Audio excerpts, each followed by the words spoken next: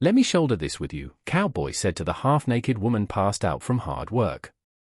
The sun was a merciless hammer, beating down on the cracked earth and the splintered wood of the fence posts Abigail was trying to set. Every strike of the mallet against the post sent a jarring shock up her arms, vibrating through bones that ached with a fatigue so deep it felt like a part of her soul. Her chemise was plastered to her back, a useless, damp rag against the relentless heat, her corset and dress having been abandoned hours ago in a desperate bid for relief. Dust caked her skin, mingling with sweat to form a gritty paste in the creases of her elbows and the hollow of her throat. She had inherited this land, this sprawling, unforgiving patch of Wyoming, when her husband, John, had been taken by a fever 6 months prior. He had left her with a mountain of debt, a herd of cattle threatening to wander through the broken fences, and the crushing weight of his unfulfilled dreams. She refused to let them die. She would not be the widow who sold out and ran back east with her tail between her legs. This land was hers now, and she would bleed for it if she had to. The horizon shimmered, a watery illusion that made the distant mountains dance. A wave of dizziness washed over her, blurring the sharp edges of the world into a soft, humming haze. Her head pounded in rhythm with the mallet's impacts. Just one more post, she told herself, her mantra for the past week. Just one more. She raised the heavy mallet one last time, her muscles screaming in protest. The world tilted violently, the brilliant blue sky and the pale, dusty ground swapping places before dissolving into a roaring blackness. The mallet slipped from her numb fingers, thudding softly into the dirt beside her as she crumpled to the ground, a forgotten soldier on a battlefield of her own making. The last sensation she had was the searing heat of the ground against her cheek, a final, brutal kiss from the land she was fighting so hard to tame. She didn't hear the slow, steady hoofbeats approaching, or see the tall figure that dismounted, his shadow falling over her still form like a promise of rain. She was lost in the silent, suffocating darkness of exhaustion, completely unaware that her solitary war had just been witnessed. When consciousness returned, it was not with a jolt, but as a slow, creeping dawn. The first thing Abigail registered was coolness. Not the biting chill of a mountain night, but the gentle, life-giving cool of shade and water. A damp cloth rested on her forehead, and the brutal sun was no longer beating down on her. She blinked, her vision swimming back into focus. A man knelt beside her, his back partially to her as he wrung out the cloth in a canteen. He was broad-shouldered, dressed in dusty, well-worn clothes that spoke of a long time on the trail.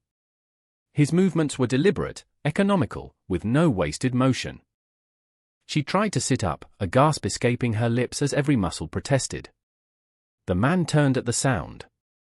His face was weathered, carved by sun and wind, with a stillness about his eyes that was both unnerving and calming. He wasn't handsome in the way of the men from back east, with their soft hands and easy smiles. His was a face that belonged to the hard country around them, etched with the story of survival. Panic, sharp and cold, shot through her. A lone woman, half-dressed, and a strange man. Her hand instinctively went to her hip, searching for the small pistol she usually carried, only to remember it was back at the cabin.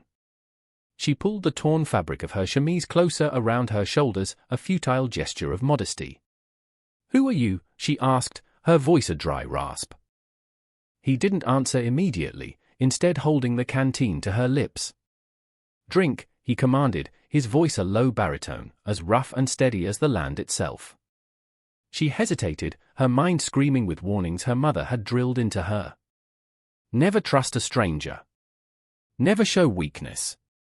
But the thirst was a raging fire in her throat. She drank, the water the sweetest thing she had ever tasted.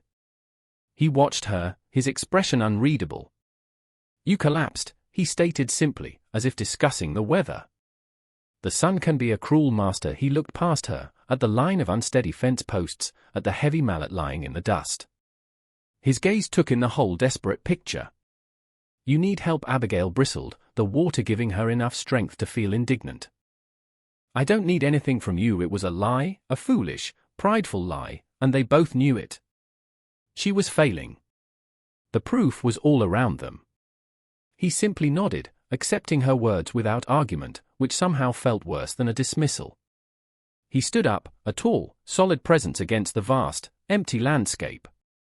"My name is Marcus," he said, not as an introduction, but as a simple fact. "I'll take a look at that fence." He turned and walked toward the line of her shoddy work, leaving her in the shade of the cottonwood tree, her suspicion warring with a terrifying, overwhelming sense of relief. Pride was a luxury Abigail could no longer afford. For 2 days, she watched from the porch as Marcus worked. He moved with a quiet competence that was both infuriating and awe-inspiring. He didn't just mend the fence, he rebuilt it. He pulled up her wobbly posts, dug deeper holes, and set them with a strength and precision she could never match. He worked from sunup to sundown, pausing only to drink from his canteen and wipe the sweat from his brow. He asked for nothing. He expected nothing. On the 3rd morning, she couldn't stand it anymore. The shame of her weakness was less potent than the practical, undeniable truth: without him, she would lose everything. She met him by the half-finished fence line, a tin plate of biscuits and bacon in her hands. "I can't pay you much," she began, the words feeling like stones in her mouth. "Not until I sell some of the herd in the fall. But you can have a room in the barn, and your meals." She hated the tremor in her voice, the plea she couldn't quite disguise. He stopped his work, taking the plate from her. His calloused fingers brushed against hers, and a strange warmth, entirely different from the sun's oppressive heat, spread up her arm. He looked at the food, then at her. "Fair wages," he said, and that was that. The agreement was sealed, not with a handshake, but with a shared plate of biscuits under the wide Wyoming sky. The days that followed settled into a new rhythm. They were a silent team, their partnership forged in the shared language of labor. She would rise before dawn to milk the cow and prepare their meals, while he was already out, the rhythmic thud of his mallet a steady heartbeat for the struggling ranch. She'd bring him water in the heat of the day, and he would wordlessly accept it, his eyes conveying a gratitude he never spoke. Her internal monologue, once a constant stream of fear and panic, began to change. She found herself watching him, cataloguing the small details. The way he could soothe her most skittish mare with a low murmur and a steady hand. The methodical way he sharpened his tools at the end of each day. The lines around his eyes that crinkled just slightly when her old dog, Buster, would drop a stick at his feet. She was still wary, still guarded, but a new feeling was taking root in the barren soil of her heart, a grudging, profound respect. He wasn't just a drifter, he was a builder. And as he rebuilt her fences, she felt the broken barriers around herself beginning, ever so slightly, to mend. The blistering heat of summer slowly yielded to the golden light and crisp mornings of autumn. The last of the southern fence line was completed, a strong, unbreachable barrier that stood as a testament to their combined efforts. The cattle were secure, and for the first time in months, a sliver of peace settled in Abigail's chest. But a ranch was a relentless beast, always demanding more. The barn roof, which had been a minor worry, became a critical problem as the season turned. A leaking roof meant ruined hay, and ruined hay meant starving livestock come winter. They started work on it together, a new, more intricate dance of cooperation. He was on the roof, pulling away the rotten shingles, while she was below, hauling up new ones on a rope pulley system they had rigged. Their communication remained sparse, but it was efficient. More nails, he'd call down, and she would have them ready. Careful now, she'd warn as a gust of wind threatened his balance, and he would give a short nod of acknowledgement. The silence between them was no longer a void of suspicion, but a comfortable space filled with the sounds of their shared work. The evenings grew longer and cooler, and their shared meals moved from the porch to the small kitchen table. The first few times, they ate in a tense quiet, the clinking of their forks against the tin plates unnaturally loud. But gradually, the quiet softened. One night, he complimented her stew. It was a simple phrase, "This is good," but it felt like a monumental declaration. She found herself telling him about her father, who had taught her to cook. He, in turn, told her a brief story about working a cattle drive down in Texas.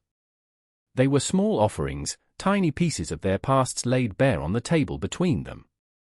She noticed he had started leaving a small pile of freshly chopped kindling by the back door every morning, saving her one of her most hated chores.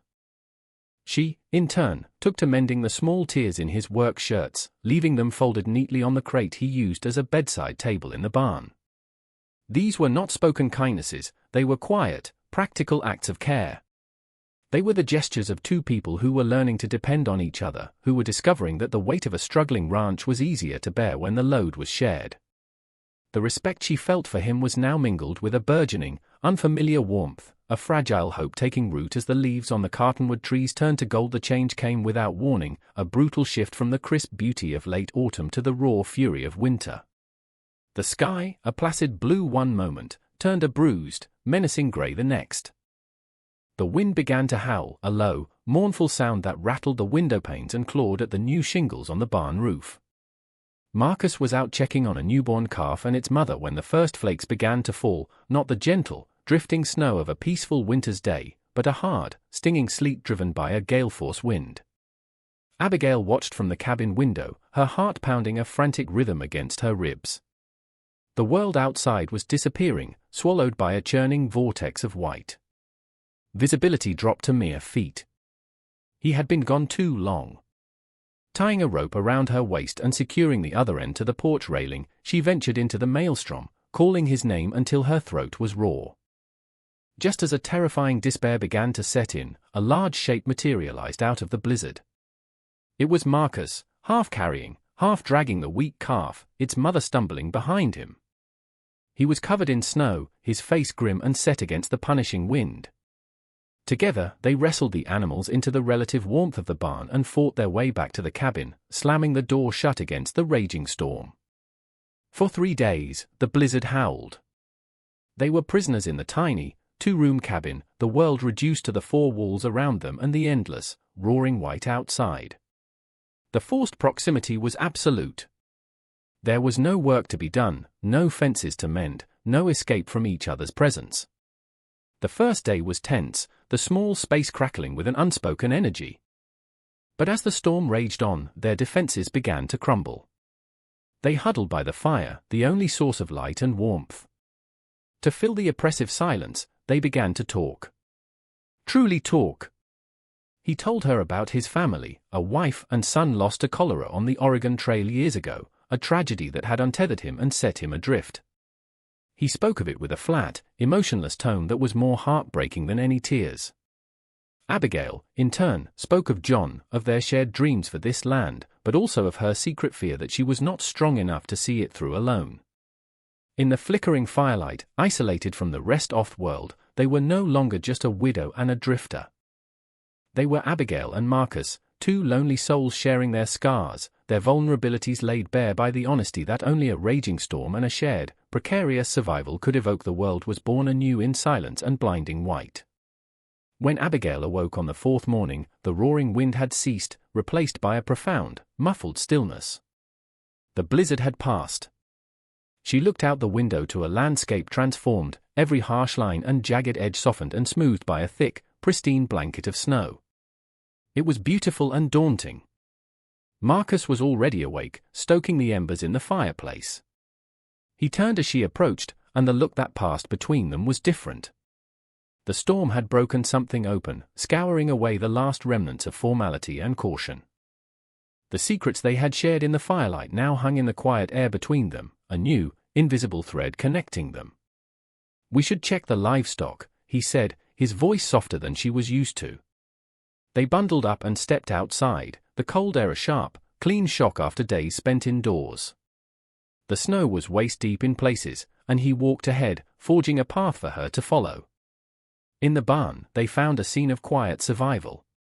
The animals were safe, huddled together for warmth. But in a far corner, the calf they had saved was shivering violently, its mother nudging it with a worried nose. Without a word, Marcus scooped the small animal into his arms. Its legs were like ice. "It won't make it out here," he said, his voice tight with concern. He carried the calf back to the cabin, Abigail hurrying behind him. He laid it on a pile of old blankets she'd spread before the hearth, and began to rub its frail body with a rough burlap sack, trying to stimulate circulation. Abigail watched him, her heart aching with a strange, powerful emotion. She saw in that moment the man he truly was, not just the stoic, competent worker, but a protector, a man with a deep well of gentleness he kept hidden beneath a rough exterior. He murmured soft, encouraging words to the animal, his large, calloused hand surprisingly tender. She knelt beside him, adding her own warmth and touch to the effort. As they worked together, side by side, to save this one fragile life, Abigail knew with absolute certainty that the last of her walls had crumbled into dust. The practical arrangement was long gone, replaced by a bond forged in hardship, sealed in crisis, and now, finally, acknowledged in the quiet intimacy of a shared, gentle act. Hope was no longer a fragile seedling, it was beginning to bloom, warm and bright. In the middle of the frozen landscape, winter tightened its grip, a long, relentless season of bitter cold and hard work. The days were a constant battle against the elements, a cycle of chopping wood, hauling water, and ensuring the livestock were fed and safe from the biting wind. Yet, the hardship felt different now. It was no longer a solitary struggle but a shared endeavor. They moved around each other with an unspoken understanding, an easy synchronicity that made the heaviest tasks feel lighter. The cabin, once a lonely shelter, now felt like a warm, vibrant home against the starkness of the frozen world. The space between them, once measured in feet and cautious silence, had shrunk to inches and was filled with a palpable, humming energy. It was in the small moments that the change was most profound. An accidental brush of his arm against hers as they passed in the narrow hallway sent a thrilling shock through her entire body. The way his eyes would find hers across the dinner table, holding her gaze for a beat longer than necessary. He started to smile more, not a wide, easy grin, but a small, quiet lifting at the corners of his mouth that was reserved just for her. One evening, after a day spent digging out a snow-drifted path to the well, a task that had left them both exhausted and chilled to the bone, she found him on the small porch. He was leaning against a post, staring up at the brilliant, cold stars that glittered in the ink-black sky. He didn't seem to notice the cold. She came out with a thick wool blanket, wrapping it around his broad shoulders. He turned, surprised, his breath misting in the frigid air. "You'll freeze," she said softly. He looked down at her, his expression serious in the pale moonlight. "I wasn't planning on staying through the winter," he admitted, his voice a low rumble. "I never stay in one place for long." Abigail's heart clenched. She had known, of course, that he was a wanderer, but she had allowed herself to forget. "The spring thaw will open the roads," she said, her own voice barely a whisper, stating the practical truth that felt like a knife twisting in her gut. "Yes," he said, his gaze intense. "It will." He reached out, his gloved fingers gently touching her cheek. "But I find I'm no longer in a hurry to see what's on the other side of those mountains.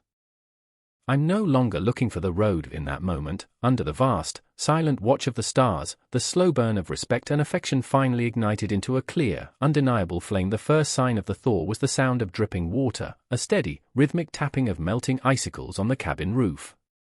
It was the sound of the world waking from its long slumber. The harsh white landscape began to recede, revealing the damp, dark earth beneath. Patches of green appeared on the southern-facing hills, and the creek, frozen solid for months, began to flow again with a joyful, gurgling rush.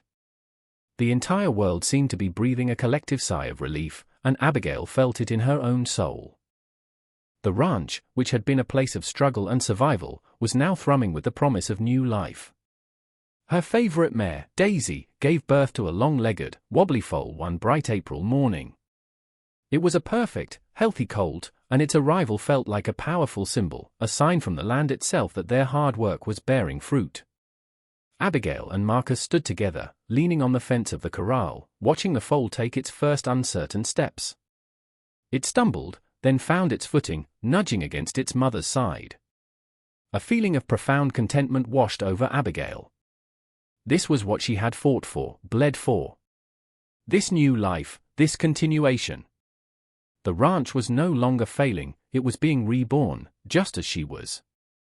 Their relationship had settled into a deep, quiet love, as natural and certain as the turning of the seasons. There were no grand declarations, no flowery speeches. Their love was expressed in the way he would take the heavier bucket from her hands without being asked, in the way she would save him the last piece of pie, in the comfortable silence they could share while watching the sun go down.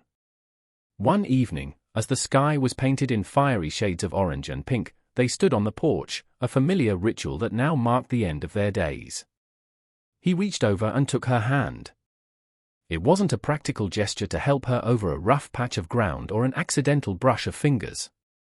He simply took her hand and laced his fingers through hers, holding it firmly, possessively. It was a statement. A promise. He looked from their joined hands to her face. "Abigail," he said, his voice thick with an emotion he no longer tried to hide. "This place, this life, it feels like home." Tears welled in her eyes, tears of joy and relief. "It wasn't," she confessed softly, squeezing his hand. "It was just a piece of land I was afraid to lose. It's only home because you're here." The sun dipped below the horizon, casting them in the soft glow of twilight, two solitary figures who had found their whole world in each other. Their commitment to one another was not forged in a church or marked by a ring, but in the daily act of building a life from the ground up. The promise they made was not one of words, but of action. It was in the seeds they planted together in the newly tilled garden, their hands digging into the same rich soil. It was in the plans they drew in the dirt with a stick, mapping out a new pasture or an extension to the barn. It was in the shared belief that their future was not a terrifying, uncertain thing to be faced alone, but a hopeful landscape to be explored together. The ranch thrived under their joint care. The profits from the cattle sale in the fall were enough to clear the last of John's debts and purchase a new bull to improve the herd. Marcus, with his quiet foresight, had a knack for husbandry and a deep understanding of the land that felt innate. He saw where to rotate the grazing fields to let the grass recover, how to reinforce the creek bank to prevent erosion, and which cattle to cull and which to keep. Abigail, in turn, managed their finances with a sharp mind, her careful planning ensuring that every dollar was stretched, every resource maximized. She was the steady hand on the tiller, while he was the strong wind in the sails. They were a formidable team, their individual strengths complementing each other perfectly. They were no longer the desperate widow and the stoic drifter. They had been remade by the land and by each other. She, who had fiercely guarded her independence, learned that accepting help was not a weakness but a different kind of strength, the strength to build something larger than herself. He, who had wandered for years with a hollowed-out heart, learned that a home was not a place to run from, but a person to run to. Standing on the porch of the home they had saved, watching the verdant field stretch out before them, they were living proof that love wasn't always a sudden, passionate storm. Sometimes, it was a quiet, steady thing, built post by post, season by season, a shelter strong enough to weather anything the world could throw at it. It was a foundation of mutual respect, a structure of shared burdens, and a roof of quiet, unwavering devotion. 5 years passed, as quickly and as surely as the seasons. The ranch was no longer a place of struggle, but one of abundance. The small cabin had been expanded, a new wing added to accommodate a growing family. The barn was freshly painted a deep, welcoming red, and the fences Marcus had built stood straight and true, a dark, defining line against the rolling green hills. The land was tamed, but not broken, a testament to a partnership that worked in harmony with it, not against it. On a warm summer evening, Abigail stood on the porch, a place that had become the heart of their world. She was no longer the gaunt, desperate woman on the verge of collapse. Her face was fuller, etched with laugh lines around her eyes, her hand still calloused but no longer trembling with exhaustion. Marcus came to stand beside her, his arm wrapping around her waist in a familiar, comforting gesture. He looked much the same, his face still weathered, but the haunted stillness in his eyes was gone, replaced by a deep, settled peace. The sound of children's laughter drifted up from the creek bank, where a boy with his father's dark hair and a girl with her mother's determined spirit were trying to catch frogs. The sound was the sweetest music the ranch had ever known. They watched their children play, a living, breathing manifestation of their love, a future they had never dared to dream of on their own. Their journey had not been an easy one. It began in the dust and desperation of a sun-scorched field, a moment of collapse that led to an unlikely partnership. It was a story built not on grand romance, but on the quiet nobility of shared labor, the slow mending of fences both physical and emotional. They had discovered that the strongest foundations are not built on passionate declarations, but on the bedrock of mutual respect and the unwavering promise to face every hardship, every storm, and every sunrise, together. They learned that a home is not just a structure of wood and nails, but a sanctuary you build within the heart of another, a safe harbor found in the simple, profound act of one person turning to another and saying, without words, Let me shoulder this with you.